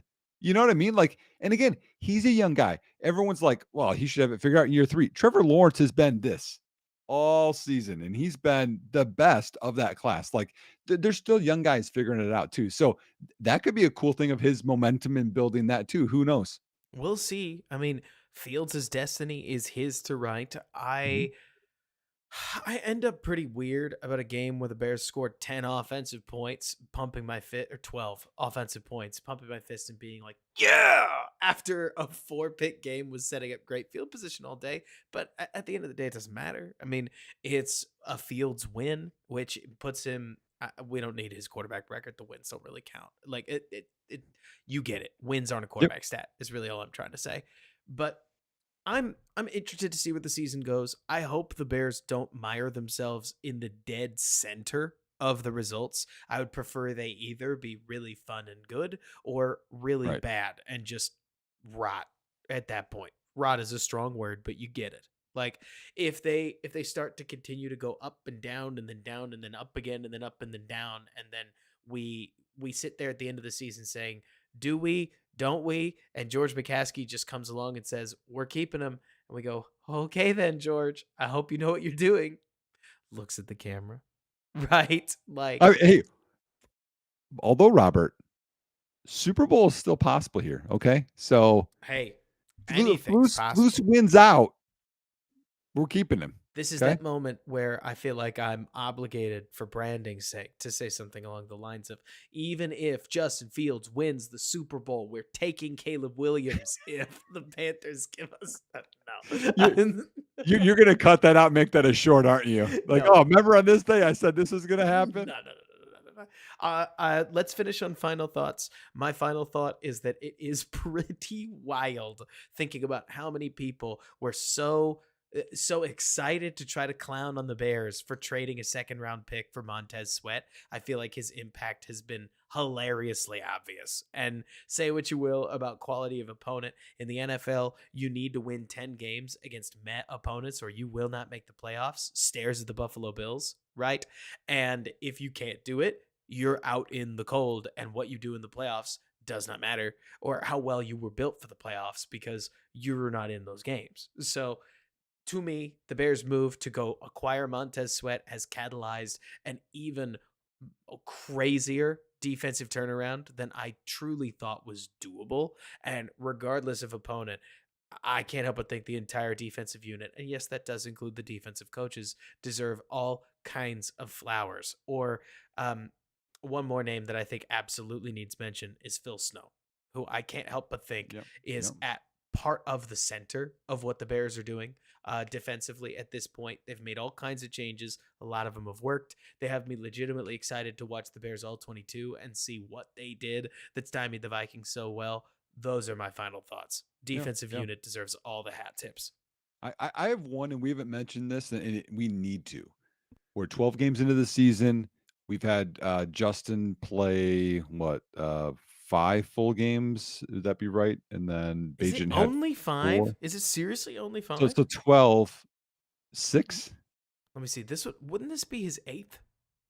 So it'd be his 8th, but he left early against Minnesota. So 7. Oh, maybe 7. Okay, maybe I'm wrong. I miscalculated. But But either way, 7. okay. That I mean, Bajent played for some of these games, right? Some of these games did not go well, Kansas City, etc. And here we sit, 12 games into the year, and DJ Moore just went over 1,000 yards for the season, which is more than Yay. he had last year in Carolina. And people are going to say, yeah, but he had these huge games and That's not going to work. He went over 100 again tonight. He is exactly no, I take that back. He's better than I thought we were going to get in that trade. I'm very happy that he's a Chicago Bear. He's tough. He's tough to tackle. He's a good teammate. He's had some body language stuff on the field, which he's been frustrated. But guess what? We've all been frustrated. I'm very glad he's a Chicago Bear. He's signed for multiple years. And congratulations to him. 1,000 yards on the year, 12 games in. Congratulations. He's going to come into Brian Poles' office at the end of the season asking for more money. And a really nice extension. And honestly, the guy has earned it. He has Yep. been awesome. I mean, Yep. there's something to be said about what it does for your offense when you give your quarterback a legitimate number one target and a really solid offensive line. And we're seeing a lot of the fruits of it. Where Nick, even in games where, okay, I'm going to use a word that might be a little polarizing, but I think you're going to get what I mean.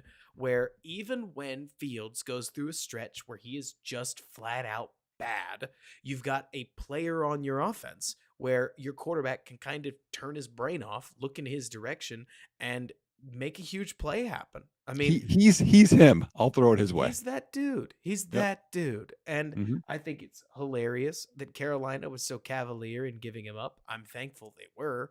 And he's going to be in Chicago for quite a little while. And I couldn't be more excited about that. I Yep. mean, anyways, don't let me take up all your airtime. No, you're fine. No, that's it. It's really cool that he did that despite Justin not playing for 12 games, Well, and this isn't a shot against Bajan. We like Bajan. But he's not going to have the total number of passing yards that Justin had, or the deep shot opportunities for more yards that you would think. So, really, this number could be a lot higher. I think Moore's on pace for a career high in receiving yards this year, which again, you know how people are in the off seasons, like, oh man, he's never going to have a quarterback. He's never going to thrive. And here he is with 1,000 yards in only 12 games. hey, I mean, you got to give it. It feels a little weird because when we fans are watching these games, right, we think to ourselves, how are the Bears not scheming 15 to 20 touches for DJ Moore? The number's Mm. always going to go up, right? Yep. Whatever actual target amount that he got, add 5 yards to it, or like 5 more targets. And that's how many we want DJ Moore to get. But to your point, Nick, I mean, DJ Moore has nearly cannibalized the entire wide receiver room, and I just don't really care. Like, sure, Nope. only throw it to DJ Moore. Whatever. Like, no skin off my back. There's something to be said for whether that is a quarterback question mark or whether that's an offensive coaching thing or whether that's honestly, whether that's the quarterback coach emphasizing like going through your reads a certain way, man, Nick, we're not going to know, right? But I love the fact that, like you're saying, DJ Moore has brought this much productivity to a team that desperately needed that from a skill position. Mhm. And I think it's easy to say the Carolina's probably a 2 or 3 win team if they keep DJ Moore, and his Oh yeah. impact is very obvious. Yeah. He had 13 targets and he caught 11 of them. This is kind of interesting. I just looked at these stats. So he missed 2 targets they didn't catch. And again, all of these were short passes. We know this, everybody, right? Kmet caught all 7 of his. Roshan caught all 5 of his. Herbert hit 2 of his. Mooney 2 of his 3, which right there, when your wide receiver 2 only has 3 targets, that's telling you something. Tunyon 0 for 1 and Trent Taylor 0 for 1. So Fields really 5 passes were batted down or throwaways. He was 27 of 32 besides the throwaways and bat downs. That is a lot. That is a lot of throwaways and bat downs. Just as we Well, go through 5? it. Yeah, yeah. I think of a couple, a couple line of scrimmage, like 2 or 3 of those. I knew Right. he threw away a couple, but it's only, I know it's short passing day, but efficient. People were catching it. We didn't have drops, which was No. good. Fields completed all of them. And I mean, that was a real narrative last season. If like, can Fields throw a screen pass? We were down I bad remember. last year. Man, dude, is that what's happening here? They're like, okay, we're going to work on screen We're gonna passes. prove it. Oh, He can do that, and then let's work on dagger. Look, he completed that. Like we're just trying to fit the holes in his game. We just figured it out. We're 90 minutes into this, but we finally figured out that was it. Okay, Getsy, hey, we're on board now, man. let's work on the next weakness of Fields Are you after the on bye. board, or do you still want him fired? No, he's gone. I'm just kidding. He's gone.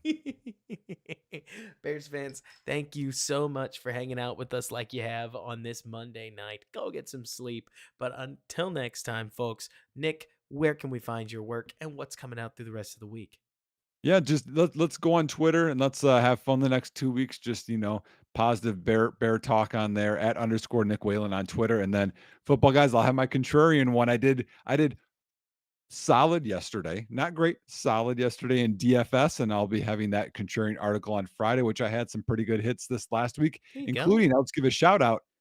Pat Fryermuth was in my article because he was low salary and he coming back, and I'm like, he's better than that, and he had a blow up game. Oh, oh yeah, he did. Oh yeah, he did. I have no idea when I'm going to do my all 22 stream because I never remember when I'm going to do it on Mondays. If I do get the tape sometime tomorrow, I may try to squeeze it in on Tuesday night, but I do not know. Either way, this is going to be a fun one to go through. Articles on DBB all throughout the week. Bye week coming up. Let all kinds of stuff. All kinds of stuff, Nick, as we go through this Bears victory bye week. 10, what is it, 13 days of just straight win thumping. And Yep. then take on Detroit with, I mean, we've said it a lot, Nick. The season is on the line again. It is. Yep. Now it's to another level. Let's go, baby. This is make it take it, right? Yep. Like Yep. the more games you win, the more ends up on the line. And Mhm. if Matt Eberflus is going to crawl, or if Matt Eberflus is going to keep his job in 2023, this is where he's going to make his stand. All But the way to the Super Bowl, Robert. Here we go. all the way to the Super Bowl. That would be the unlikeliest. I mean, that would be your ultra mega 2020 or ultra mega 2008 Giants team, which would Oh be yeah. hilarious. I mean, Yeah. it's actually, Eli.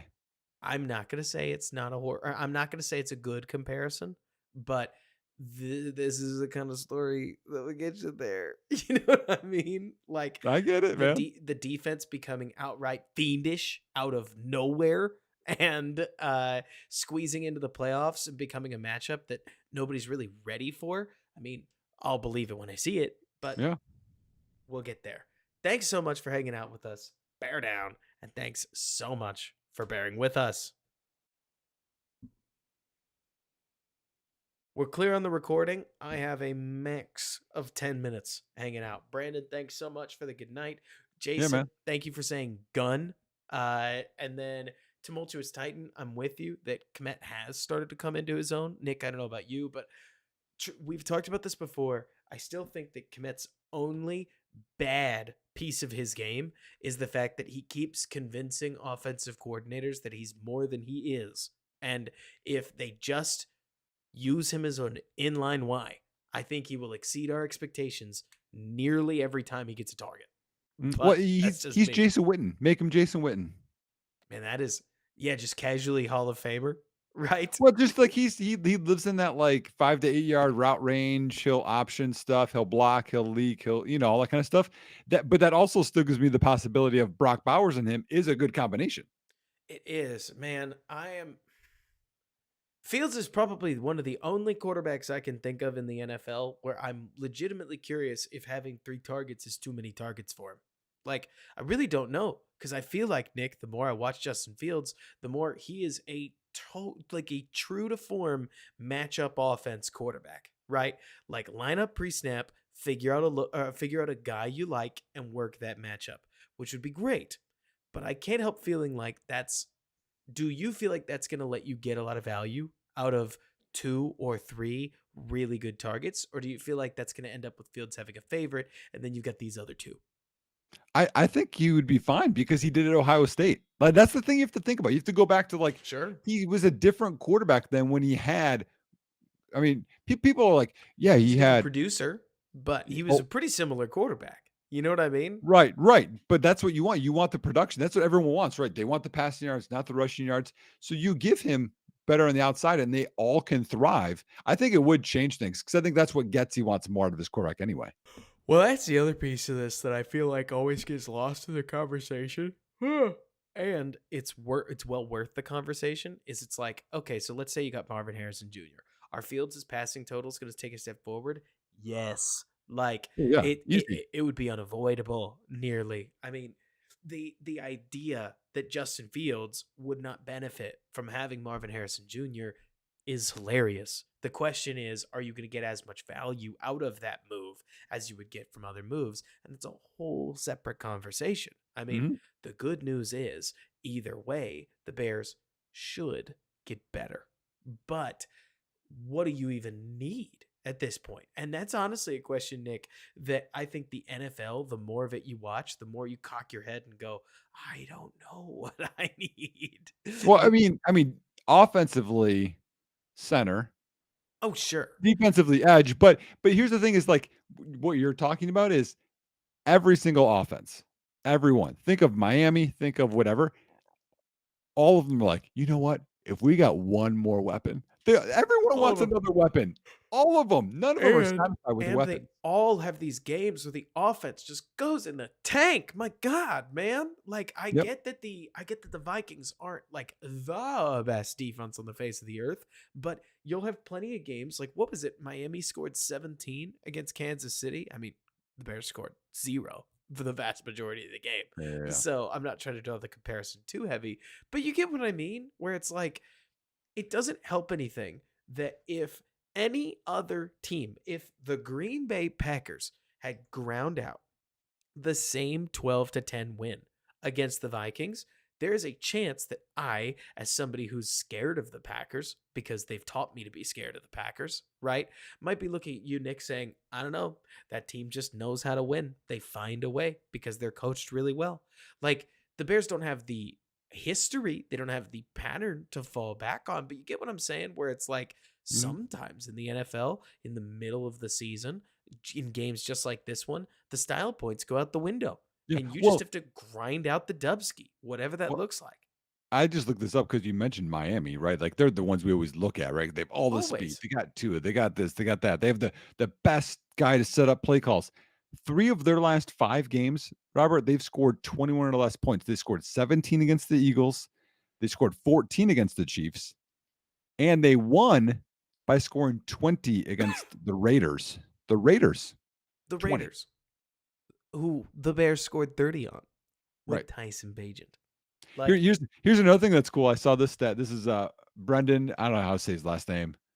Suguru. He'll probably correct me at some point. A good Bears follow, by the way. But he said that DJ Moore is 505 yards away from breaking Brandon Marshall's single Bears game receiving yardage record. hey, it's not impossible. Five games, 505 to go. Let me see. I think he has a pronunciation. It's Shagru, believe it or not. He has a Suguru. pronunciation guide in his bio. Ah, there you go. Brendan Shagru. But so he's great. He does a great job. Mhm. I'm I'm with you. I'm with everybody at this point where it's like AKS Tube says we need an OC that can figure out how to call plays that include forward passes. Look, whatever part of the passing game needs to change to push the ball further down the field, you're going to get a thumbs up from me. I don't know, man. Like Nick, I would give a definitive answer. I just think it's awful. I've been down this road before. Does that make sense? Yep. Where I've seen Packers fans call for more throws down the field when Jordan Love was not playing well, and then he started to play well, and you saw more throws down the field. I mean, they kind of go hand in hand. Like the Mm. things that people tend to call for are the hardest things in quarterbacking, generally speaking, and the things that people get most punished on. Like I want Fields to throw over the middle. I want Fields to successfully push the ball down the field. I want Fields to do a bunch of things that ultimately result in quarterback production. So, do I really believe that Getsy is holding Fields back? I wish it was that simple. Don't Yeah. you? Well, Like, and you know what's interesting too is like you look at Getsy, right, coming from Green Bay. What did Green Bay do at the end of like Rodgers' tenure? Is they would throw short passes in the outside and screens because Rodgers doesn't like to throw picks. They're not going to get picked off. And there was deep shots on the outside. He didn't throw over the middle a lot. And then you look at like who is Fields most like in the NFL? It would be Jalen Hurts, in my opinion. And right. Jalen Hurts, they run a lot of screens like that and shots deep down the outside. Like a lot, none of those teams really operate over the middle. I know it's like what we want, but like that's where passes get picked the most. And I don't know if that's what they're trying to do. I don't know what the, you know, the philosophy is. and what they're trying to align to, and if it's like we're being too critical of Fields, and they're just saying, "Hey, don't do this." Right. And I mean, heck, man, I don't know. Like with Hurts and the Eagles, it's those AJ Brown slants over the middle. Like I don't need everything to be Shanahan style digs over the middle for Yeah. crying out loud, but at least something directed towards the middle can go an awfully long way. But I don't know. I mean, Mhm. I would be interested in an OC change if the Bears are going to do it, if only because I would argue, Nick, and I don't want to make a meal out of something that just isn't true. So, grain of salt here. But I would argue that what the Bears do with Luke Getzey is going to tell us everything about whose fault they think this is, Yeah. right? Because if they fire Luke Getzey, then they believe Justin Fields is better than this and that they need to surround somebody with him. If they don't, then I tend to think they think Luke Getzey's stuff is working and that if you gave him, quote, a different quarterback, that all of it would open up magically. Now, a Mhm. lot of coaches think that way. The ones that actually are able to get that kind of production out of a quarterback, for crying out loud, are able to get that out of the Mr. Irrelevant final pick of the draft. Yeah, Like yeah, there, yeah, it's whatever. Yeah. rare to Yeah. get that kind of production out of a quarterback. But it is we'll just have to see. I Yeah. mean, I'm frustrated. I wish I could sim to the end of the season and peek and see what happens because I don't know. Every week is different than the last, but right now this team, it it almost feels to you. Or do you feel this way, Nick? I feel like this team is almost coming together at a spiteful time for most Bears fans. Right when Bears fans had given up and started looking towards the future and said, "Well, at least if we're going to lose, we're going to get this out of it." The team has started to pitch intense battles on the defensive side of the ball. Gervin Dexter is making a legitimate impact on a snap to snap basis. We're seeing a lot out of these young guys. Darnell Wright has been nearly impregnable on the right hand side. Like there's so much to like, and you can't have players all play well in a football field without winning some games. Yeah. Well, I mean, the offense, when the offense plays well, I feel like the defense doesn't match them, and when the defense plays well, the offense doesn't match them. It's just not aligning. Which that's football. It goes up and down. The one thing we didn't talk about though is before Fields fumbled, um, Roshan fumbled, Oh man. and that would have been crucial for a rookie. And Lucas Patrick fell on that. That helped us. Just a couple of things. There were some comments we got. AK Stubby, if we're frustrated with play calling right now, I can't imagine how Justin feels. I agree, and that's the other part of it too is like while coaches think that they're not at fault, I wonder if he's like, man, if only someone would call these plays differently, or if I had better protection, or like everyone I think thinks that. So yeah, it'd be interesting to see what he thinks. Iceberg, I'm gonna disagree with you, man. A high school quarterback would not put up more points than Justin Fields. I work with high school quarterbacks all the time. I've worked with college quarterbacks all the time, and we've even seen Bayesian out there. Justin is good. Justin's not great, So if we're comparing him to, the elite of the elite all the time, yeah, he's not going to be at that level. He's not there yet if he can get there. But as we talked about too, you know, Tua has down games. Mahomes has down games, I mean, Fields threw 4 touchdowns against Denver, and Mahomes had in 2 games, and Allen in 1 game, they combined for 3 touchdown passes, So like it goes up and down. It that this is where I still can't help but feel like I still can't help but feel like the fact that we don't have numbers that we can roll up quarterback play into that we appreciate and like ESPN has come out with their quarterback rating and we pretty much all agree that we're not going to talk about it. You know what I mean? Like quarterback rating can be so all over the place. It's an opaque number. We can't see into it. But Yep. then you talk about things like touchdowns, etc., right? And I'm like, yeah, but 8 of those touchdowns came in one game. Like Fields went touchdownless in this one. And does that happen to everybody? I mean, not always, but it does happen sometimes. Like Trevor Lawrence can't buy a touchdown. I can't help but think he's cursed because I think he's playing really good ball, but he can't score a touchdown to nearly save his life. It's just, it's Nick. We're Yeah. just gonna No, have I to know, I see. I understand, yeah, and again, it's a team game. There's a lot that goes into it. There's play calling, there's line, there's receivers, there's sometimes a bad pass here or there. I mean, it all goes together, but Right. they won, which is great. and maybe they'll figure some stuff out over the bye week. Last year, that's when they had that, that mini bye, and they played well after, and now we'll have Absolutely. some time, and when we'll see. Perfect. And I'm going to close the stream up for there and get to work. Everybody, you guys have a wonderful night, and we will see you next time. Bear down.